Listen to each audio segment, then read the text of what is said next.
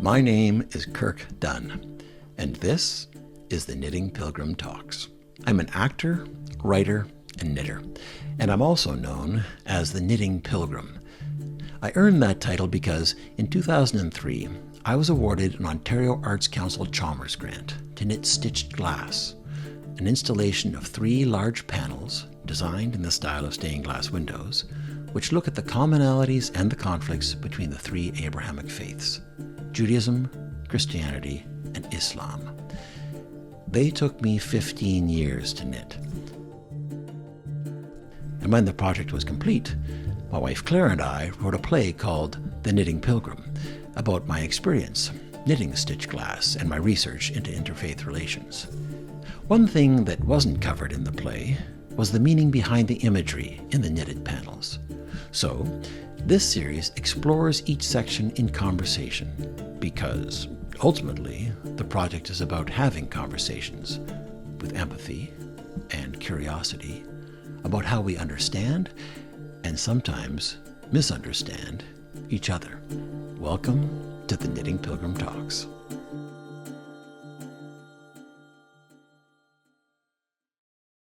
The section of the stitched glass panels that we're looking at today is a section from the Judaic window. And if you look at the large Star of David structure in the window, inside the bottom right point of that star is an image of the Torah, and with a line of Judah on the mantle or the covering.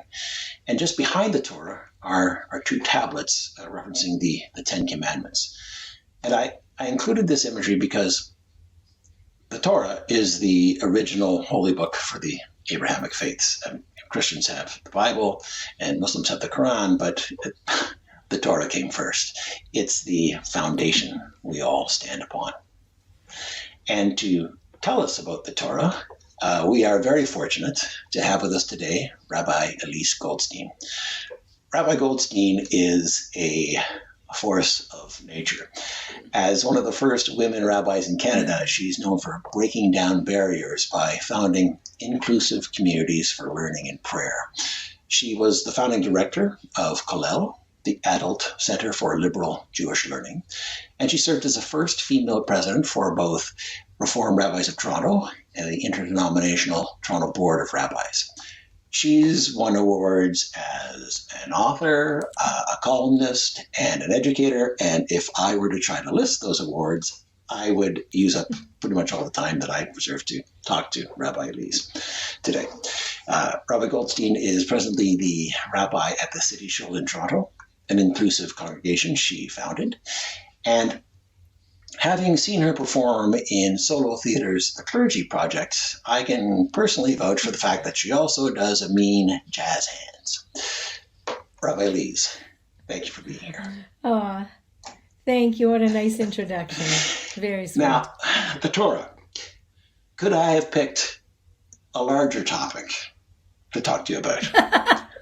I'm so sorry that I'm going to ask you to be very net and sort of thumbnail sketchy about this, but I'm hoping maybe you can let us know just what is the Torah and how is it compiled, and basically what is the place that it holds in Jewish ritual today?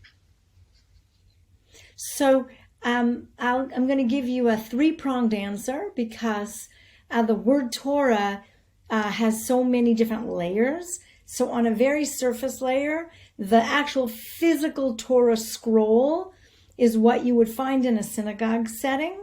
It's what we read from every Sabbath morning. If you've ever been to a bar or bat mitzvah, it's what the child would read from.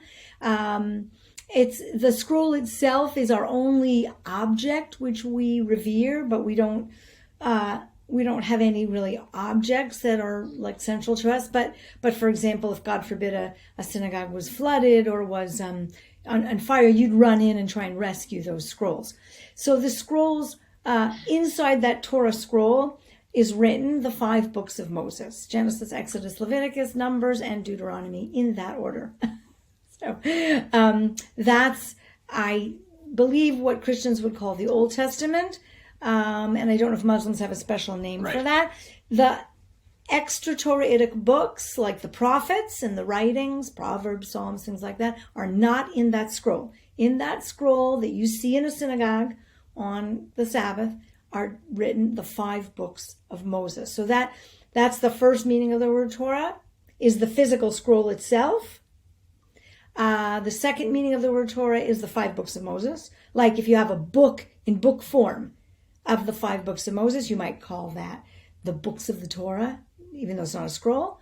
And the third meaning is Jews who are learning any sacred Jewish text might say, and the word for wisdom might be Torah. So in the Jewish world, in Jewish parlance, if you will, somebody might say to me, what Torah are you learning? Okay. Or what Torah have you learned today? Or I might say to someone, that was really deep Torah, meaning a teaching. Now, it might not have been from the 5 books of Moses. Right. Okay. It just might be a deep piece of learning. Right. Okay. That's interesting. And one of the things you say there, just let you know that from many Christians, certainly not Christian clergy, because they would have studied all this, the Holy Scriptures, but a lot of the rank and file, lay Christians, they would think of what they might call the Old Testament or the Hebrew Scriptures as being the books they know. I think you would refer to as the Tanakh. Yes, and correct.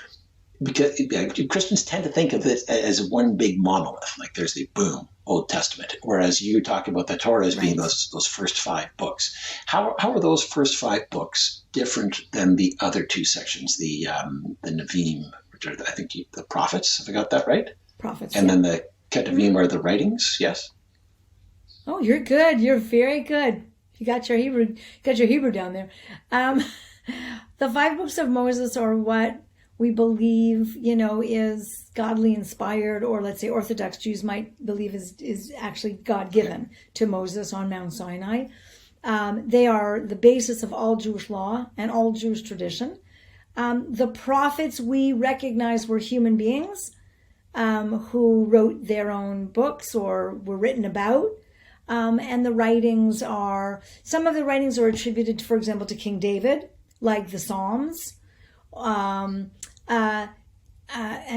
you have the 5 Megillot, the 5 special books for festivals, like the Book of Ruth and the Book of Esther. So those might be more historical and less legal like learning. And for Jews, the 5 books are authoritative. I would say for Jews of all denominations, we don't learn Jewish law or Jewish tradition from the prophets or from the writings. Now, this is really important for Christians to understand, Kirk, because when Christians quote the prophets, as authoritative, that's like an apples and an oranges conversation with Jewish people, because you might say to me, well, it says in Isaiah such and such, but that doesn't match up in my tradition with what it might say in Exodus. Right. Okay, yeah, that's interesting. And so, the Torah, you said you read every Sabbath. So every service you bring the Torah scrolls out and you read from those. Now, what about the other books? Are those used in the service, or how are they dealt with? So yes, that scroll is brought around and it's shown great reverence, and then we would read from it. We have a lectionary, which means that we read one portion every week, and every synagogue in the world is reading the exact same portion on the exact same week. And we start with the first portion of Genesis and we end with the last portion of Deuteronomy, and it goes in complete order, one story, if you will, after the other. During the service, we will read Psalms as part of our liturgy. And we will also read a portion from the prophets. After we've read the Torah portion of the week, we will read a prophetic portion whose theme matches the theme of the Torah reading. That is called in Hebrew the Haftarah, or some people might say Haftorah. It's a more Yiddish way of saying it. And that is the same in every synagogue as well. Every week, the Haftarah is predetermined way back in early centuries. And it has been handed down to us, and everybody reads the same matching prophetic portion to their Torah portion. Okay, right. That great. That makes a lot of sense, and that's very similar to the kind of thing we do in the Christian church too. We do work from lectionary and follow those seasonal or the order of things. And now, of course, Christians are much more diverse, and some people don't stick to any lectionary at all and just do whatever they want. And that's Right. It's a pretty big tent, this Christianity thing. It's pretty huge. Well, Judaism is too, of course. Yeah, You know. absolutely. I can only give you answers from the perspective of a Reform Right. rabbi, but if you asked an Orthodox rabbi, you might get a different perspective. Yeah, for sure. Now, the actual ritual around the Torah. Can you tell us a little bit about? I don't want to. But the word that occurs to me is the stage management of it. Like, what is actually physically done with the Torah? Yeah, you can call it a choreography because it is. It is great pomp and circumstance. The Torah service is the heart of the Saturday morning service. There's a lot of pomp and circumstance. We take it out of the ark. It's kept in a very special thing called an ark, a large, I guess, I don't know the English word for that, but don't think of Noah's Ark. It's a large armoire. Yeah, we call it the ark, and I think a lot of us would think of it as the Ark of the Covenant, or a version of the Ark of the Covenant kind of thing. Yeah, but that's different because the Ark of the Covenant is the biblical forebearer of this, and it was carried on 4 poles on our shoulders through the desert. This is, it's part of the sanctuary. And on top of it is an eternal light, and that reminds us of the light that the Levites would keep burning every day in the desert tabernacle. So it's taken out of the ark and it's paraded around the congregation. Jewish people will reach out to touch it, either with the fringe of their fringed garment, the talit, or with their prayer book, or with their hand. Because we do show reverence to it, and sort of like a ruler, like a great ruler. It's got a crown or 2 crowns with bells. It's got a beautiful mantle, it has a breastplate sometimes. It's sort of dressed like the high priest would have been dressed in the temple in Jerusalem. And then once it's taken around, it's brought back to the center of the bima, which is, I guess, what you'd call the altar. And then it's unrolled on a reading table, and people are called up to bless it, and then people are called up to read it. It's a very beautiful part of the service. When we're done reading it, then it's lifted for everyone to see. We sing a special song which says, "This is the Torah which God gave to Moses." We pointed it with our pinky because that's polite to not point like that. To say, "This is our Torah. No other book is ours. This is the one that's ours. Everybody else has their own Bible. This is ours." And then it's rolled. It's redressed in its finery. It's paraded around the synagogue one more time, and then it's brought back to the ark. It's a beautiful part of the service. Yes, it is. It is a beautiful ritual for sure. Beautiful ceremony, and also understand that you try not to actually touch the scroll itself. Is that right? Yes. When you're reading it, you read with a silver pointer, a long silver pointer that looks like a hand at the end. It doesn't have to be silver; it can also be wood. But and that is it's very practical. It's actually, on the one hand, of course, everything is spiritual. Like you can say that's because we don't want to touch the scroll itself. But the real practical reason is every Torah scroll is written on animal parchment with vegetable ink, just the way it was written 1,000 years ago and 2,000 years ago. It hasn't changed one iota. It's handwritten by a scribe using a quill and a vegetable ink, which the scribe themselves makes, and it's written on parchment. That vegetable ink, when mixed with the oil of your finger, after a few years will start rubbing off if you used your finger to read across the lines. So we use something that doesn't quite touch the ink. We're very careful about that. Okay. That makes sense. But also, I don't want your dirty hands. I don't want people's dirty hands. They've just had bagels and lox, and I really don't want them touching my Torah scroll. That's right. Crumbs in the Torah scroll. Not good. And how were these writings compiled? You said it. The tradition is they were handed down to Moses from God on the mount. Is that what is believed, or is there a history of? Depends on who you ask. I mean, that's a traditional perspective. Some liberal Jews might say they believe that it was divinely inspired, but written by people. A lot of people say it was written by the generation that actually was in the desert and received this moment of revelation at Mount Sinai. Some people say it was actually written down through the years from the Exodus and sewn together later in the time of Ezra and Nehemiah. Some people believe it's fully human. Some people believe it's fully divine. But the thing about being Jewish is that there's a large range of beliefs that are recognized as acceptable. There's very little that's not acceptable. Right. Yeah. And what is the oldest artifact of the Torah? Is like how old is the oldest surviving one that people have in museums or? Well, the Dead Sea Scrolls. The Dead Sea Scrolls are the oldest, and those are parts of the Torah. And it's really, really valuable because we can compare the Dead Sea Scroll narrative with the narrative we have in today's Torah scroll, and they're exactly the same, which means that this is very old. Right. Yeah, it's pretty impressive. If you were to distill the message of the Torah into one idea, what would that be? I can't. There's that is like a Talmudic question. Okay, so there's a story in the Talmud. I'll give you the answer. There's a story in the Talmud, which is our book of Jewish law, written between the 2nd and the 5th century of the Common Era.